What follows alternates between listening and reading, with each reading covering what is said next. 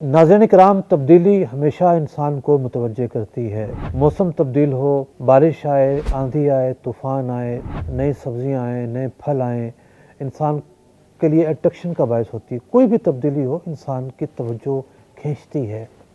ये जो नया साल शुरू होता है, न्यू ईयर की बिगनिंग होना, आगाज़ होना, मुसलमानों को तो त्यौहार नहीं है ये, यानी जो ख़ास तौर पर शमसी साल का शुरू होना ये मुसलमानों का त्यौहार नहीं है।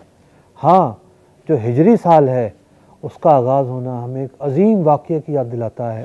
प्यारे आका अलैहिस्सलाम ने हिजरत का सफ़र शुरू किया था, ये वही दिन थे। तो बाद ममालिक में, अरब ममालिक में आज भी इस याद को मनाते हुए महफ़िल मिलाद का इनेकाद किया जाता है, सीरत के वो वाक़यात बयान किए जाते हैं। ये जो न्यू ईयर के मौके पर आजकल एक अजीब रविश पैदा हो गई है कि जनाब रात 12 बजते ही गोलियां बरसानी है, फायरिंग करनी है, तड़ातड़ चारों तरफ से आवाज़ें सुनने को मिलेंगी। ये हमारी रविश नहीं है।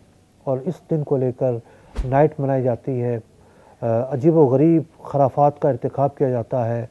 याद रखिए, हम मुसलमान हैं, हमारे अपने त्यौहार हैं, हमारी अपनी तहज़ीब है, हमारी अपनी सकाफ़त है। बुराइयों से हमें भी बचना है, अपनी औलाद को भी बचाना है। अल्लाह रब्बुल इज़्ज़त हमें बुराइयों से महफूज फरमाए। और साल कोई भी हो, तब्दीली कोई भी हो, हर तब्दीली को अल्लाह रब्बुल इज़्ज़त हमारे लिए मुबारक फरमाए, हमारे लिए बरकत का बायस बनाए, हमारे लिए खुशहाली का बायस बनाए। हमारे मुल्क पाकिस्तान में इस वक्त जो सख्त माशी हालात हैं, अल्लाह रब्बुल इज़्ज़त बेहतरी फरमाए और जो असरात हमें नज़र आ रहे हैं ऐसे असरात कहीं से भी ना आएँ। ये मुल्क खुशहाल रहे, ये मुल्क शादो आबाद रहे और ये मुल्क मुस्तहकम रहे। अल्लाह रब्बुल इज़्ज़त हमारे मुल्क पाकिस्तान की हिफाजत फरमाए।